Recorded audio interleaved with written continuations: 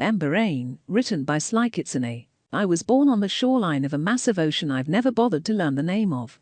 Hatched all alone in a strange new world completely unlike the comfortable feather bed I'd drifted off in the night before.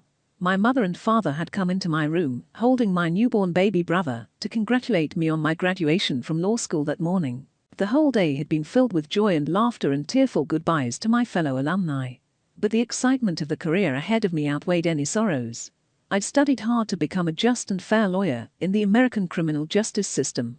Before closing my eyes, I looked at my family and told them with great sincerity that because of them, my life was perfect. That because of them, I lived in a state of perpetual gratitude, being spoiled by so much love and encouragement. The baby cooed. "Good night, Michael," I said, kissing his soft little forehead while embraced in a tight group hug. So spoiled in love. That was the last thought I'd had as the human girl Callie. I'd looked just like my parents and sibling, brunette and blue-eyed. I wore childish low-hanging pigtails always. It was my favorite style. I say this now because I've spent years lamenting the loss of that beautiful hair. I'm all smoothness and sharpness and scales now. The moment I hatched, I was aware that my name was KalKyte the Red. I was born large in size, not small like the little wyverns and worms you see in Hollywood movies. My egg was every bit of 8 feet tall, but I towered over it, spotting my reflection in the lazy waves. Had I retained no memories as Callie, my dragon form may have seemed utterly beautiful to me. But as a former human being, I was completely devastated. I looked around and found myself all alone. No broodmother. No sire. No unhatched siblings. No mother. No father. No Michael. I wept there for many days and many nights, until I was so dehydrated I thought I was a goner for sure. A flutter in my heart gave hint to the possibility that dying like this would bring me back to my soft bed and warm home. That hopeful flutter died when a month passed and I was malnourished but still breathing. I tried jumping in the ocean. My heavy body was buoyant. I could breathe underwater. Death by drowning was a no-go. I wandered around in my sopping wet haggard state until I came across a triangular structure at the mouth of a cave. I banged my head against the rocks, but my horns were made of such a tough material that no harm came to me. I have to admit I was slightly relieved this method of death hadn't worked in my favor. I tried holding my breath, but alas, my lungs filled with fire and I let out my first flaming torch attack. I made sure to tilt my head upward toward the sky so as not to scorch the lush green grasslands that stretched out before me.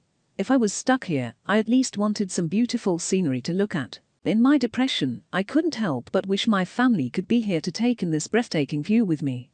Flowers and fairies and sneaky little gnomes skittered about here and there, desperate to avoid my gaze. I couldn't tell them I had no malicious intent to eat them. After quite some time and experimentation, I came to the instinctual conclusion that dragons were immortal creatures. It took a long time to accept my fate. In light of said knowledge, I vowed to do nothing but sleep forever. My vow was broken when the moon rose high into the sky. The strange sounds of the unfamiliar wilderness woke me with a frightful jolt, and I found myself sobbing and screaming for someone to save me. Unfortunately, the tortured, anguished cries of a dragon sound like hungry, angry roars to every other living creature, thus isolating me even further. After many moons of this, I awoke one morning to a sweet scent wafting in from the mouth of my cave. I groggily got up and made my way toward the sun-soaked entrance to find a white blanket, wrapped tightly with something inside. Cautiously, I leaned forward to sniff at the object. Flowery perfume filled my nostrils as I gingerly lifted the folded edge with one claw. A human girl slept there, her face puffy and red from crying. My own wailing must have drowned her out, otherwise I would have brought her in from the cold immediately. She had long golden hair, something I just couldn't resist touching. Of course, the moment I tried, her eyes flung wide open. And of course, her electric green eyes, filled with enchanting falling stars, fixated on me with fear. I hated that fearful look. Everything in the wilderness looked at me that way, solidifying my inner knowing that I'm nothing but a hideous monster. But then, her starry eyes softened and she did something strange. She grabbed my left claw and laid her cheek against it. "So warm," she exclaimed. "Aren't you terrified of me? Note my disgusting appearance.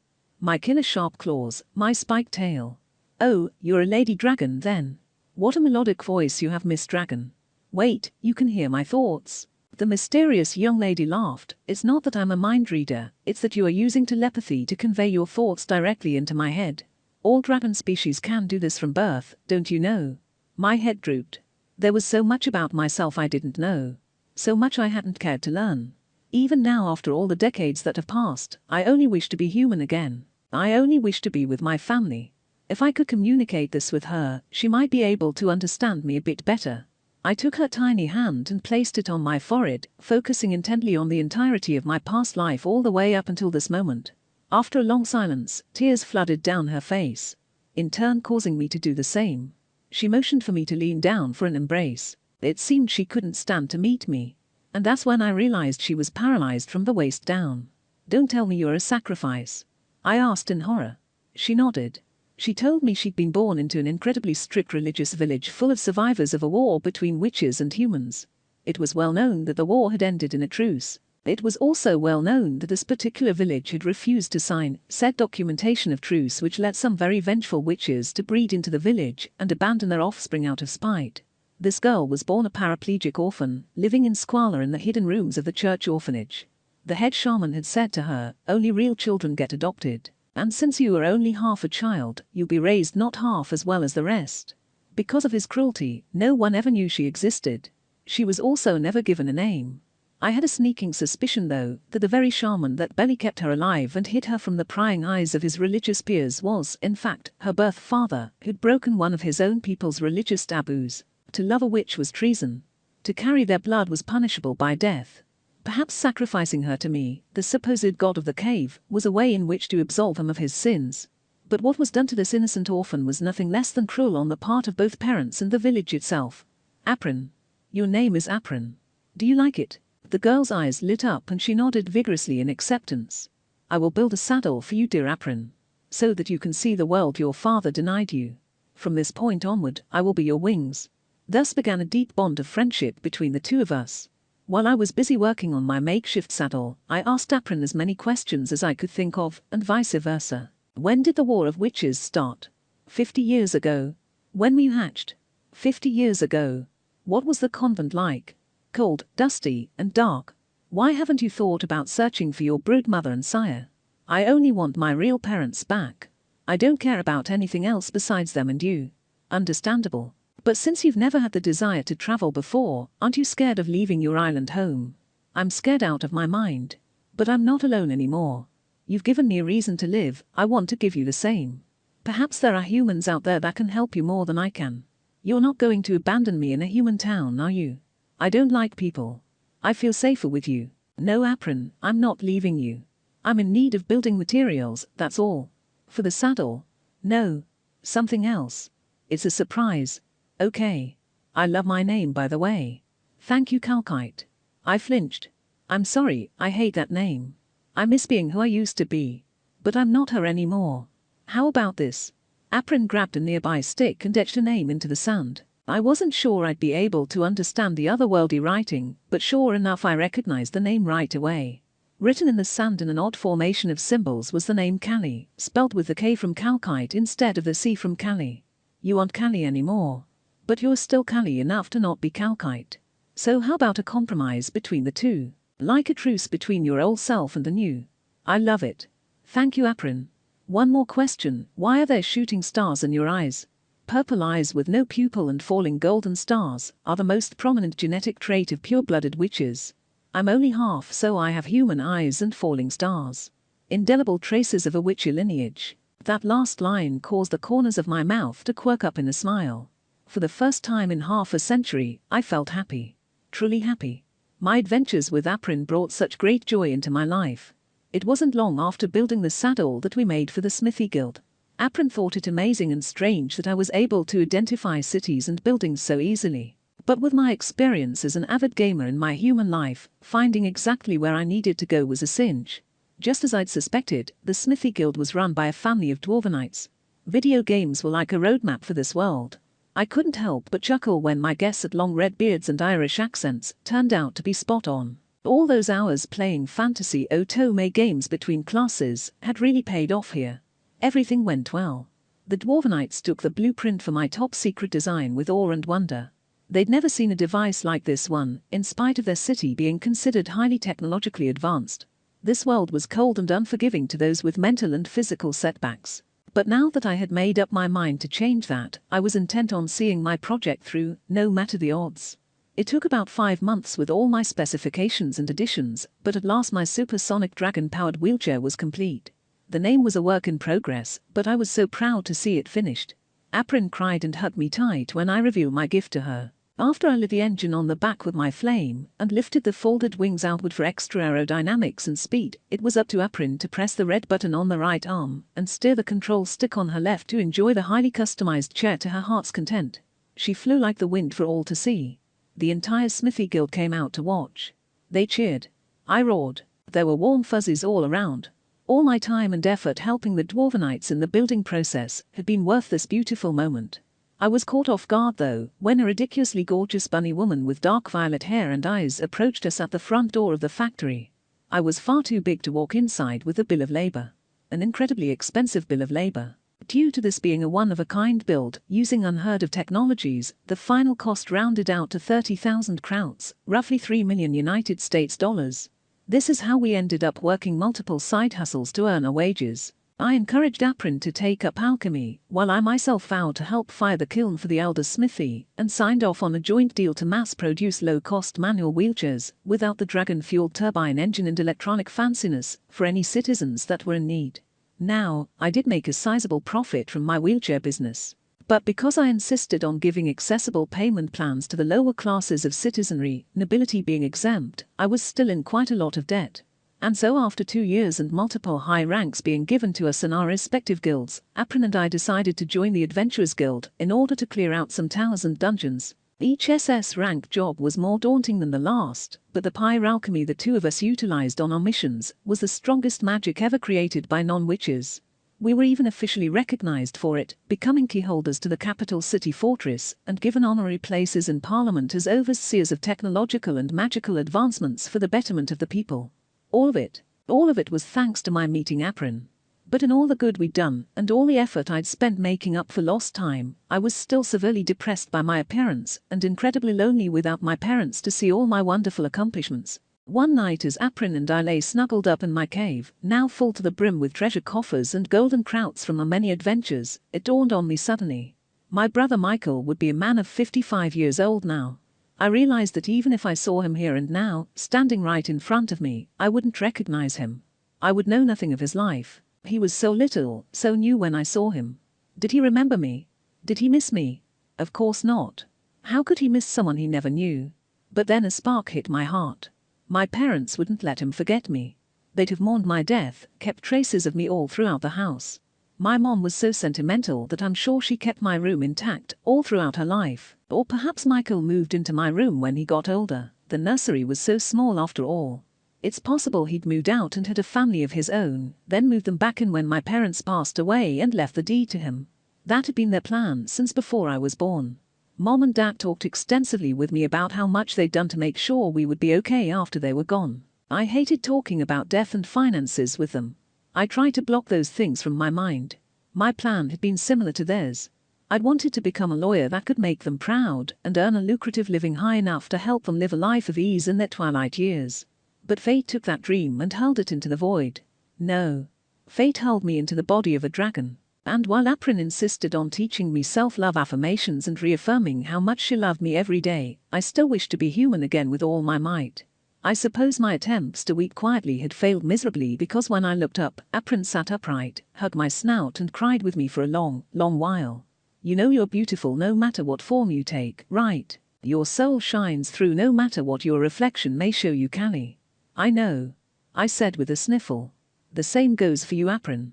You're the most beautiful person I've ever met in this world, and I suddenly found myself choking up. I'm scared because you're a mortal being, and you're going to leave me someday. I don't want to be alone again. I can't handle the pain of it all. This is when Aprin motioned for her wheelchair, hopped in, and looked me straight in the eye with the most serious expression I'd ever seen on her face before. I've been meaning to discuss this with you for a while now, but I feel this is the perfect time to broach the subject. Callie of Earth, KalKyte of the Red, and Callie my dearest friend. I have spent the last 5 years perfecting an alchemic formula with permanent effects and dire consequences, depending on whether you agree to use it with me or not. Would you like to know what I've christened this new alchemy? I swallowed hard and nodded slowly. I had had a feeling that she'd been dabbling in taboo arts, but I never knew she'd openly let me in on her secret. I call it Arima Aldatzea, fancy elvish speak for the soul switch. My ears perked up. Steam billowed from my nostrils. I felt my heart racing as my mind pieced together Aprin's every word. You mean you and I? I don't think anyone else would be crazy enough to consent to an experiment like this one, Callie. But if you are fully willing and truly agree to do everything I say, down to the letter, then I agree to soul switch with you. If all goes well, you will awaken in my body and I yours. If all goes awry, however, it's possible our souls could be ripped asunder and we will cease to exist. You actually want to be a dragon? No, Callie. It's not the form that I'm enamored with. It's the freedom, it's the flight, it's the immortality. What you deem as a hellish prison, I find ideal. The reverse also seems to be true. Never in my wildest dreams would I have known I'd be able to wander the world so freely with you. You have a wellspring of knowledge at your disposal. Just think what you could do with these human hands of mine. Do you trust me enough to put your very soul in these hands? I didn't hesitate. Though Aprin's words were very compelling, I didn't need them. I had longed to be human since the moment I hatched. I'm ready, Aprin. Tell me what to do. We must stand face to face, bathed in moonlight. We must peer into the soul of the other, eyes fixed and never wavering. You mustn't take your eyes off mine, or the spell could disintegrate. I will chant the spell, you just stand as still as possible. Not a single movement. No words. No matter what happens around us, you mustn't become distracted. Just look at me. I nodded and followed her out of the cave and onto the spot where our fates first intertwined. Wait, I told her, one more hug. In case we don't make it. Have faith in me, dear friend. We will make it, she said, squeezing me in return. After that she nodded, face turning serious again. Bending forward, she drew an intricate incantation circle on the ground and then raised back up in her chair to face me. I knelt on both knees, but found I was still a towering mass unable to meet her gaze. I lifted her chair and cradled it in my arms. She rested her forehead against mine. I looked into those electric green eyes of hers and thought back on every kindness she'd ever shown me. This one though, this one had to be the pinnacle. A swirl of electric green wind and falling stars surrounded us. Slowly at first, then picking up speed as the words of her spell got faster and faster until we were engulfed in a dizzying tornado that was surprisingly even taller than me. The last word of her spell was spoken, and I remember seeing her eyes close involuntarily. Mine did the same. When I woke the following morning, I found myself sleeping in the chair I'd created. I felt an incredibly warm presence surrounding me. It was Aprin. Aprin of the Red. I nudged her hard until she groaned and rubbed at her eyes. Aprin. Aprin, it worked. I'm speaking with words, Aprin. I can't use telepathy anymore. Yes, you can. I told myself a few months ago. What? No way. This is awesome, Aprin. I can't believe it actually worked. You what? You sounded so sure of yourself last night. Sorry, I was actually super nervous and winging it the whole time, hoping nothing would go wrong. Ha, winging it. I almost fainted again at the thought of our souls being ripped from our bodies and torn asunder. It's a very lucky thing to have an SS rank alchemist as a friend then. Technically, you're the world-class alchemist now. And I'm the world-class smithy. It's weird having all those skill memories flooding in. I'd been too excited to notice the steady stream of spells and formulas trickling into my psyche until now, but she was right. All my old trade skills were gone now and rapidly being replaced by Aprin's accumulated wealth of alchemic knowledge. It was similar to creating a crafting class and switching to a magician halfway through level 100 in an RPG. I couldn't explain that to Aprin though. But who knows? Now that I'm a human, maybe I'll find a way to recreate gaming consoles in this world and sell them for high prices all throughout the realm. After thinking on the limitless potential of my future for a bit, I came to one prominent conclusion. You know, Aprin, when you said I could do amazing things with these hands of yours, so many thoughts, ideas and desires came to me all at once. But in the end all I really want is a family. One that I can call my own. You're certainly a part of that family. For however long I may live, I never want to lose touch with you. Let's meet again, every 5 years. That way we'll have plenty of stories to share with one another. Agreed. May the skies bless you, dear Callie. And may you bless the skies, sweet Aprin. Be seeing you, then. With that, we went our separate ways. I cut my hair shoulder length and consistently dyed it brown with alchemy. I even found a way to change my eye color any time I please. This helped me attract the attention of my future husband, a researcher in current and ancient law. He helped me to establish medical facilities, homeless shelters, and equipment manufacturing sites, in spite of the lack of judicial protection surrounding the impoverished lower classes in Aprin's birthplace. After setting things right in Aprin's home village, my husband and I traveled all across the realm promoting peace practices and building as many safe havens as we could. One mortal lifespan would never be enough to create lasting world peace, but I had no reason not to try. Every 5 years I would learn that Aprin had done much the same. Where her skill set had brought in an age of flying steamships and miraculous machinery, mine brought in an era of such extreme medical advancements as to create spell capsules that cured a myriad of ailments in countries filled with low crime and happy healthy people. By the end of my life, while I never had children, I found myself incredibly fulfilled with no regrets. With my husband's passing not long before, I knew it was my time to go. I'd made it to 80. The blink of an eye to my sweet dragon companion, I'm sure. It was with a shaking hand that I wrote my final letter to her before tying it to the leg of a black and white messenger peacock and watching the majestic bird fly high into the sunset before closing my eyes one final time. Prologue. I awoke to the sensation of being pushed from a dark place and into the light. My egg had tumbled forward and I broke through with astonishing strength. I looked up to see a beautiful woman with small red wings at either side of her head and much larger wings folded down on her back. Her body was covered in a crimson leather jumpsuit sewn through with glittering lights. The crown on her head was adorned with a matching pair of crimson goggles. Though her eyes were vivid red, her face looked eerily similar to mine. Aprin? Am I dreaming? Aprin's eyes widened in surprise. Callie? Are you my Callie from the last millennium? Here, have a look at yourself. Honey, will you do the honors? Just then I noticed the man standing beside Aprin, looking at me adoringly. He whipped out a gothic-looking hand mirror and held it up for me. I'd be damned if I wasn't a baby dragon again. Although this time, my appearance was much smaller and cuter than before. I had elongated fangs. I looked up at my father quizzically. He had fangs, too. Callie, this is your father. His name is Ekta of the Painless. He hails from a peaceful vampire clan. And look, the other little one is hatching now, too. I looked over to watch the spectacle of the baby dragon beside me bursting through his shell. He turned to me and I recognized him immediately. He looked nothing like the Micah I remember from 2 lifetimes ago, but he certainly was my infant brother. Ekta's parents burst through the large palace doors, apologizing for their lateness in excited voices. Once they reached the incubation table we'd just hatched onto, I was struck by my greatest surprise yet. These vampires, my supposed grandparents, were in fact my birth parents from the past.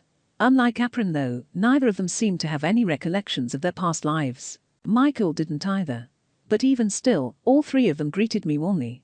I had to wait until all the commotion died down to get a moment with Aprin alone. How is this even possible? And why in the world are you wearing a crown? First of all, this isn't your first rodeo. I'm amazed at how surprised you are after everything we went through back in the day. Second, you'll also be wearing a crown once Ekta and I teach you and Micah transformation magic. Can you believe it? It took centuries of research, but we finally cracked the secret to form changes using a mix of dragon and vampire blood. You drink a small vial, say a few words in an alchemic incantation circle, and just like that, your body will adjust to any form you choose. I look like this because I thought the word's origin form as Ekta chanted the spell for me. I was hired on by His Majesty King Ekta's parents to aid in the impending war between the Painful clan and the Painless clan. It's a long and complicated story for another time, my dear. But to summarize, during our war efforts to thwart the inevitable, your father and I fell in love, and now here you are, hybridized royalty. And just like that, I was once again surrounded by all my loved ones. All but one. My beloved husband. But I could not despair. In this life I nearly had it all, and I was proud to be a princess. As the years wore on, I was also trained as a soldier who would go on to lead the royal military to the battlefront of the Painful clan. A race of vampires intent on sucking humanity dry by taking as much blood from as many victims as they could in the most painful ways imaginable. Once on the battlefield, one lone man marched through the pouring rain on horseback to face me. To my horror, that man turned out to be my husband reborn into the royal ranks of the opposing side. He didn't recognize me as his past life soulmate. He did, however, point his sword at me with frenzied bloodlust before calling out my codename. Ember.